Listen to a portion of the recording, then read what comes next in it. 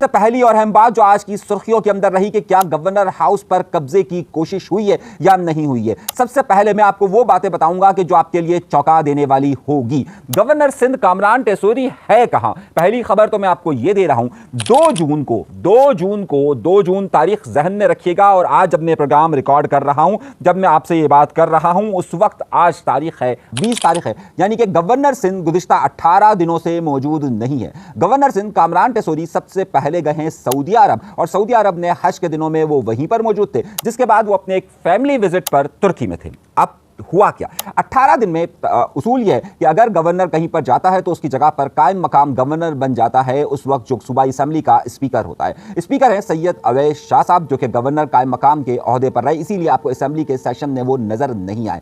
मगर मामला यहां पर यह हुआ कि वो मुसलसल कई बार गवर्नर हाउस गए और गवर्नर हाउस में उन्होंने इजलास भी लिए और कई मीटिंग्स भी की। अब मामला यह हुआ कि आज एक बड़ा अहम इजलास तलब किया गया था IG सिंध के हवाले से, और इसमें मुहर्रमुल हराम के अमन अमान के हवाले से एक प्रोटोकॉल मीटिंग होती है। वैसे तो गवर्नर के पास इतने इख्तियारात नहीं होते, लेकिन एक प्रोटोकॉल मीटिंग होती है कि जिसमें रियासत का नुमाइंदा इन तमाम मामलात पर एक निगाह रखता है कि इसमें सूरत हाल क्या बन रही है। क्योंकि कामरान टेसोरी साहब मौजूद नहीं थे तो इसलिए यह मीटिंग तलब की गई थी। अब यह मीटिंग बाद में भी हो सकती थी, अगले 2 दिनों बाद भी हो सकती थी। कामरान टेसोरी साहब कल आ रहे हैं, उन्हें वैसे 17 तारीख को आना था, फिर वो प्रोग्राम उनका 19 तारीख पर गया, और अब वो प्रोग्राम उनका 21 तारीख पर गया। 21 तारीख को वो आ रहे हैं। अब 21 तारीख को वो आ रहे हैं, उससे एक दिन पहले खास तौर पर यह इजलास वर्किंग डे के हवाले से बुलाया गया। सैटरडे को वर्किंग डे नहीं होता है। अब उससे पहले इजलास बुलाया गया ताकि सब IG वगैरह को सबको अपने साथ एक रखा जा सके। उस हवाले से जब ये वहां पर पहुंचे तो अब मामला यह हुआ कि जब वो पहुंचे हैं तो वहां उनके पहुंचने से पहले, सैयद अवैस शाह के पहुंचने से पहले, वहां पर मैं आपको बड़ी पूरी कहानी बताता हूं और उसके बाद मैं आपको धुआंधार खबरें देने वाला हूं, जरा गौर से सुनिएगा। तो सैयद अवैस शाह वहां पर पहुंचे तो उन्होंने उससे पहले वहां पर IG और दीगर जो अफसरान जिनको आना था वो तमाम के तमाम मीटिंग रूम्स के अंदर बैठे हुए थे। उसके बाद एक खास कमरा होता है, उस खास कमरे के अंदर मैं आपको तस्वीरें दिखाता हूं। ये तस्वीरें वहां पर मौजूद हैं, देखिए ये तस्वीरें सारी आपको नजर आ रही है, वहां पर अवैस शाह साहब तस्वीरों के अंदर मौजूद है। ये तस्वीरें मैं आपको दिखा रहा हूं। उसके बाद ये हुआ कि ज़ाहिर जो कामरान टेसोरी साहब जिस तरीके से मुख्तलिफ चीज़ों की वीडियोस बनाते हैं, इसी तरीके से सैयद अवैस शाह ने भी वही तरीके का रखा। उन्होंने क्या किया कि जब उन्होंने एक कमरे की चाबी मांगी तो उन्होंने कहा कि सर वो तो उस मीटिंग में, उस कमरे में आपकी मीटिंग नहीं थी, आपकी मीटिंग जो है वो फलाना जगह पर है और इस कमरे में आप बैठे हुए हैं। तो उन्होंने कहा नहीं चाबी लाओ। उन्होंने कहा चाबी तो अच्छा ढूंढते नहीं है। अच्छा, अब वो चाबी के लिए वो गए, और जब चाबी के लिए गए इतनी देर में उन्हें किसी ने कहा कि चाबी तो है नहीं, और चाबी साथ लेकर गए हुए। कामरान टेसोरी साहब चाबी साथ कभी भी, कोई भी गवर्नर या कभी भी होता है वो चाबी साथ लेकर नहीं जा सकता। ये एक रूल है, एक फॉर्मेट है कि गवर्नर हाउस ज़ाहिर उनकी मलकियत है नहीं तो चाबी ले नहीं सकता। लेकिन बाद में ये इशूज़ की वीडियोस बनी कि जनाब देखिए चाबी नहीं है, और वो फौरी तौर पर सिंध हाईकोर्ट में उन्होंने राब्ता किया। जब सिंध हाईकोर्ट में उन्होंने राब्ता किया तो उसके बाद सिंध हाईकोर्ट ने फौरी तौर पर फैसला दे दिया कि जनाब इसकी इंक्वायरी की जाए और इस मामले को देखा जाए। अब सिंध असेंबली के अंदर इस हवाले से जो वजीर दाखिला साहब अपने घर को तो नहीं बचा सके जलने से, और ना ही आज तक उनके घर जला था उसके मुल्जिमान गिरफ्तार हुए, लेकिन फौरी तौर पर एक्शन में आ गए और बाकायदा सिंध असेंबली के अंदर इन्होंने बात करना शुरू कर दी, और सिंध असेंबली के अंदर इनके पास ऑर्डर भी आ गया। सोचिए आप कि मोरो शहर के अंदर जिस वजीर दाखिला के घर को आग लगी उसके मुल्जिमान नहीं हो सके, उसकी कोई चीजें नहीं आ सकी, लेकिन यहां गवर्नर हाउस में सुबह का इजलास का वक्त होता है, दोपहर के उसी वक्त अदालत जाया जाता है, उसी वक्त अदालत फैसला दे देती है, और उसी वक्त नमाज के बाद सिंध असेंबली के वहां पर बाकायदा जिया लंजार साहब क्या फरमाते हैं, जरा सुनिए कि आपको खुद हैरत होगी कि वो उस वक्त क्या ब्रीफ दे रहे हैं। गवर्नर साहब ऑफिस के बाहर खड़े हुए हैं, ऑफिसर होम डिपार्टमेंट के वहाँ खड़े हुए हैं, और कोई उनको दरवाज़ा खोलने को तैयार नहीं है। भाई चाबी कहाँ है? भाई चाबी गवर्नर साहब के साथ है सऊदी अरब में। ये स्टेट ऑफ अफेयर्स चल रहे हैं। मजबूरन गवर्नर साहब ने, हमारे एक्टिंग गवर्नर ने आज पिटीशन डाली, और जब ये ऑर्डर हुआ है पिटीशन में, अच्छा वो फैसला सुनाते हैं कि जनाब अब इसकी इंक्वायरी की जाए। अब इसी मामला इतना बढ़ता है कि वहां पर खास तौर पर निसार खोड़ो साहब तकरीर करते हैं, और निसार खोड़ो साहब कहते हैं कि जनाब ये कैसा वजीर है, कैसा गवर्नर है जो वहां खड़ा होकर कहता है कि जनाब ये महाजर गवर्नर है और ये इस तरह की बातें करता है, और इस पर गुफ्तगू करता है। अब उसके बाद गुफ्तगू का वक्त आता है तहा का। तहा MQM के MP हैं, खालिद मकबूल सिद्दीकी साहब के बड़े करीबी तस्वुर किए जाते हैं, और उस पर वो जिया लंजार की बात का जवाब देने लगते हैं, जरा सुनिए। अच्छा, जो बातें अभी वजीर दाखिला साहब ने की उसमें से कोई बात ऐसी नहीं है कि जिसको हम ये कहें कि ऐसा नहीं है। उन्होंने बताया कि कॉन्स्टिट्यूशनल राइट है, हमारे भाई जो स्पीकर हैं इस असेंबली के, उनका कॉन्स्टिट्यूशनल राइट है। हम भी ये वाली बात कहते हैं, बिल्कुल उनका कॉन्स्टिट्यूशनल राइट है। अगर हमारा बयान ये था, मौक़िफ़ ये था कि भाई अगर कोई कोऑर्डिनेशन का फुकतान है तो उसको पूरा केस बनाने की जरूरत क्या है? उसको इतना बड़ा, आप अगर एक कॉल पे मसला हल कर लेते साहब उसको एक कॉल पे जो मसला हल हो जाता है वो मसला आप मेरी बात सुनने नहीं, बात यहां तक नहीं रहती है, बल्कि अब मामला आगे की तरफ बढ़ता है। हुकूमत सिंध को बाकायदा इसके अंदर हुक्म दिया जाता है कि इसकी इंक्वायरी की जाए। अब यहाँ पर आगा सिराज दुरानी दरमियान में आने की कोशिश करते हैं और आगा सिराज दुरानी दरमियान में बोलना शुरू कर देते हैं। मैं डिस्टर्ब हो रहा हूँ सर, मैं डिस्टर्ब हो रहा हूँ, तो बैठ जाएं प्लीज, मेहरबानी फरमाएं बैठ जाएं ताकि मैं बात कर लूँ, वरना आप उनको चेयर पैनल ऑफ चेयर बना दें if he is missing this. नहीं ये बजट स्पीच कर रहे हैं सर, नहीं हो पा रही, मैं नहीं कर सकता इस तरह, मैं डिस्टर्ब हो रहा हूँ हाउस एंड ऑर्डर सर। ये मैं सर देखें, जी मैं डिस्टर्ब हो रहा हूँ सर, तशरीफ रखें सर। सर आप बिठाएं सर, आप कहें, आप जी, जी, करें जी, सर, जी। खुदा हाँ, के वास्ते सर, इस एक सेकंड अगर जी जी जी अब मामला यह है कि गुज़िश्ता मैंने आपसे कहा था कि एमक्यूएम बहुत फाल नजर आ रही है। उसकी वजह क्या है? जब पहले दिन एमक्यूएम पर जब ये इजलास हुआ था, बजट इजलास, तो उस वक्त एमक्यूएम ने इन पर काफी तनकीद की थी। जब तनकीद की थी तो उसके बाद आपको याद होगा कि फरियाल तारपुर साहिबा भी गुस्से में आई थी। उसके बाद माहौल बदल गया था और उसके बाद हुआ यह था कि इन्हें कोई लाइनें लिख कर दे रहा है। कौन लाइनें लिख कर दे रहा है वो आगे चलकर बता रहा हूं, लेकिन जरा गुफ्तगू सुनिए कौन ये लाइनें दे रहा है।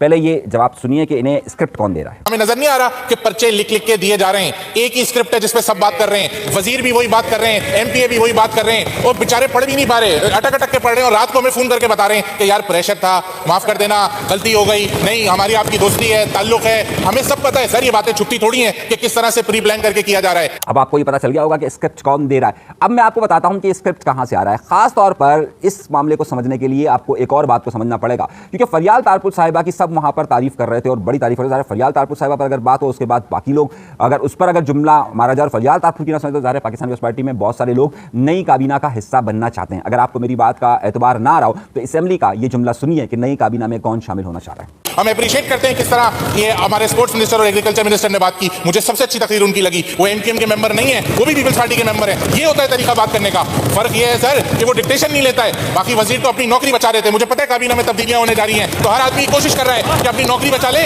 हम अपनी कॉस्ट पे कोई नौकरी किसी को नहीं बचाने देंगे।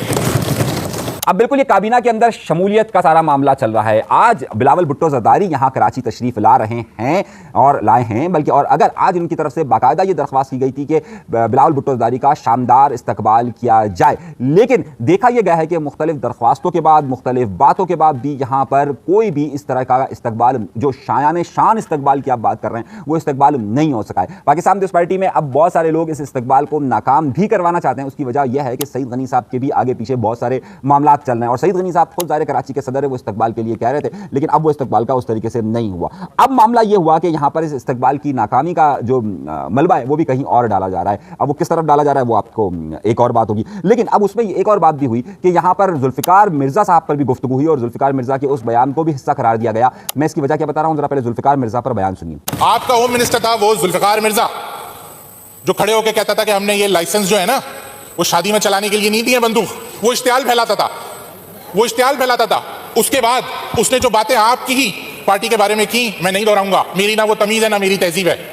अब इस बयान के साथ साथ ये कहा गया कि जब कभी भी अगर जुल्फ़िकार मिर्ज़ा जैसे और नसीरुल्लाह बाबर जैसे लोग होंगे तो फिर एमक्यूएम ने अपने उन तमाम रहनुमाओं का, उन तमाम लोगों का जिक्र किया कि जो उनके मावराए अदालत कत्ल हुए। उन्होंने कहा कि अगर ये सारे मामलात होंगे तो फिर और फ़हीम पैदा होंगे और फिर फारूकदा पैदा होंगे। एक और बड़ी अहम बात यहाँ पर यह भी कही गई कि जनाब आज अगर एमक्यूएम पर यही तमाम इल्ज़ामात आप जो लगा रहे हैं तो आप आसिफ अली ज़रदारी साहब से पूछिए कि वो शहदा कब्रिस्तान क्यों गए थे, जरा ये भी सुनिए। हमारे मरकज जब प्रेसिडेंट आसिफ अली जरदारी साहब आए तो मरकज आने से पहले शहदा कब्रिस्तान जाके उन्होंने फातिहा पढ़ी। ये है आपकी लीडरशिप की सोच, और यहाँ क्या सोच चल रही है, ये मजाक बना रहे हैं। अच्छा, आप एमक्यूएम ने तो ये सारा मलबा डाला कि जनाब हमारे कायदीन पर जो है वो इल्ज़ामात आयद किए जा रहे हैं, हमारे कायदीन पर ये बात कही जा रही है। तो वहाँ पर एक पाकिस्तान पीपल्स पार्टी के रहनुमा खड़े हुए और उन्होंने ये कहा कि भाई जिन इल्ज़ामात की बात करते हैं वो तो मुस्तफ़ा कमाल साहब आप पर इल्ज़ामात लगा रहे थे, आप उनको कुछ नहीं कह रहे बल्कि वो अब आपकी जमात में शामिल हो गए। ये जुमला भी सुनिए। जो पीएसपी के रहनुमा थे किसी वक्त और आजकल खालिद मकबूल सिद्दीकी साहब के साथ होते हैं, मौजूदा कायद ने रो रो के प्रेस कॉन्फ्रेंस की थी जनाब स्पीकर, अगर आप सबको याद हो, और वो रो रहे थे, रो रो के कह रहे थे कि इस शख्स ने हमारी जवानियां तबाह कर दी, जो एमक्यूएम लंदन के कायद है।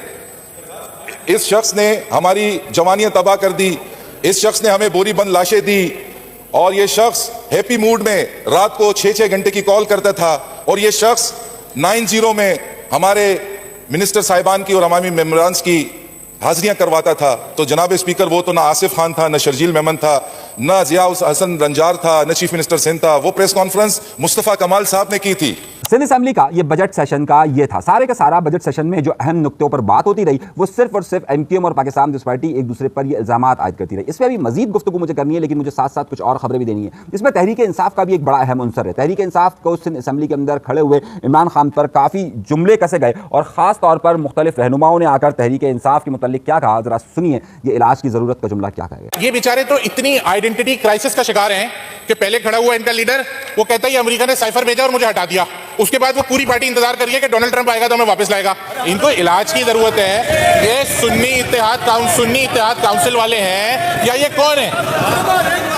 अब तहरीक इंसाफ ने भी इसका बड़ा कड़ा जवाब दिया। वहां से शब्बीर कुरैशी साहब की आज तकरीर थी। शब्बीर कुरैशी साहब ने न सिर्फ बहुत सारे स्कैंडल्स के बारे में गुफ्तगू की, बल्कि उन्होंने ये भी कहा कि जो करप्शन की कहानी है, जो करप्शन के केसेस हैं, वो सारे किस तरीके से दबाए जा रहे हैं और किस तरीके से मामला की जा रहे हैं। इस पर मैं गुफ्तगू अपने अगले प्रोग्राम के अंदर करूंगा, लेकिन नतीजा क्या बरामद हो रहा है जरा सा इन सारी पर बात करते हैं। गवर्नर सिंध कामरान टेसोरी को इस वक्त हटाया नहीं गया, ना ही उनको ओहदे से हटाया गया है, वो बाहर गए हुए हैं और उस पर यह सारा मामला इसलिए पेश आया कि पाकिस्तान पीपल्स पार्टी इस दिन को गेन करना चाह रही थी, क्योंकि आखिरी दिन है इनके पास। कल गवर्नर कामरान टेसोरी आ रहे थे तो पाकिस्तान पीपल्स पार्टी ने इस मौके का भरपूर फायदा उठाया और ये सारा सिलसिला उन्होंने किया। कोई चाबी गुम नहीं हुई थी, लेकिन उसके बाद फौरी तौर पर हाई कोर्ट का फैसला भी आना और सारे मामलों का जल्द से जल्द हल होना और फिर असेंबली में इसका डिस्कशन भी इसी नुक्ते की कड़ी थी। अब दूसरी बात ये, काबीना में बहुत सारी तब्दीलियां होने वाली हैं, क्योंकि फरियाल तारपुर साहिबा की बात आ रही थी और उस हवाले से जो फरियाल तारपुर साहिबा के साथ और एक सीनियर वजीर का लफ्ज इस्तेमाल कर रहा हूं, मैं सीनियर वजीर का लफ्ज इस्तेमाल कर रहा हूं, उन्होंने बहुत सारे लोगों को पर्चियां दी है और उसकी वजह यह थी कि वो उसको जब वो माहौल समझ गए थे पाकिस्तान पीपल्स पार्टी का जो ऊपरी आदत है कि जनाब जवाब देना एमक्यूएम को, तो उसके लिए एक सीनियर वजीर, नाम ने नहीं बताना चाह रहा,